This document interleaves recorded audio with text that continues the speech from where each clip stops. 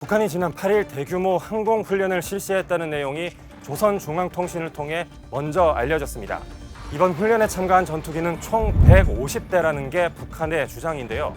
북한 발표 이후 우리 군은 이러한 훈련이 있었다는 걸 인정했습니다. 그런데 특별감시선 북쪽에서 이뤄진 훈련이기 때문에 별도로 공지하지 않았다. 군은 이렇게 설명을 했습니다. 150대, 과연 맞을까요? 우리 군은 100대 안팎이라고 판단을 하고 있습니다. 북한이 위협을 과장하기 위해서 수치를 부풀렸다고 판단하고 있는 겁니다. 게다가 훈련 도중에 추락한 전투기가 한 대고 또 제대로 뜨지 못하거나 이륙했다가 근처 비행장에 급하게 착륙한 전투기도 여러 대 있었던 걸로 우리 정보당국은 파악을 하고 있습니다. 전문가들에게 물어보니 북한이 실시하는 공군 훈련의 빈도수는 굉장히 드물다는 게 공통적인 설명이었습니다. 연료 부족이 심각한 데다 신형 전투기도 있지만 노후화된 전투기가 많기 때문이라고 합니다. 그래서 괜히 띄웠다가 사고만 날 수 있다는 거죠. 이런 상황에서 한미에 대응하려고 급하게 훈련을 진행하다 보니까 벌어진 일로 분석이 됩니다. 북한 입장에서는 우리 해역을 떠났던 미 핵항모 레이건함이 지난 5일 다시 동해상으로 들어오니까 크게 당황했던 것으로 보입니다.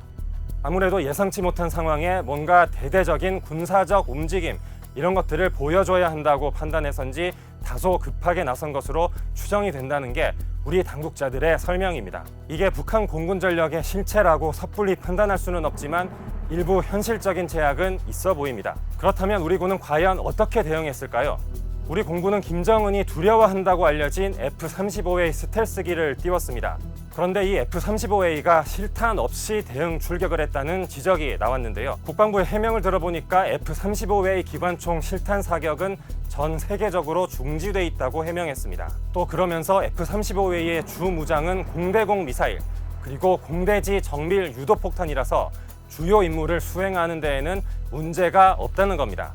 주목을 해야 할 건 북한의 투발 수단이나 방식이 다양해지고 있다는 점인데요. 지난달 25일 평안북도 태천에서 북한이 발사한 미사일, 우리 군은 이걸 지대지로 파악을 했는데 잠수함에서 쏘는 미니 SLBM을 저수지에서 발사한 걸로 파악이 됐습니다. 저수지나 호수 이런 데서 미사일을 쏴서 우리 군의 선제 타격, 원점 타격을 점점 더 어렵게 만들려는 의도입니다. 그렇다면 북한의 이러한 전략이 과연 제대로 먹혀들 수 있을까요? 세 가지 측면에서 어려워 보입니다. 우선 북한 저수지는 초겨울에서 늦봄까지 얼어붙는 경우가 있어서 수중 발사를 하기가 어렵습니다.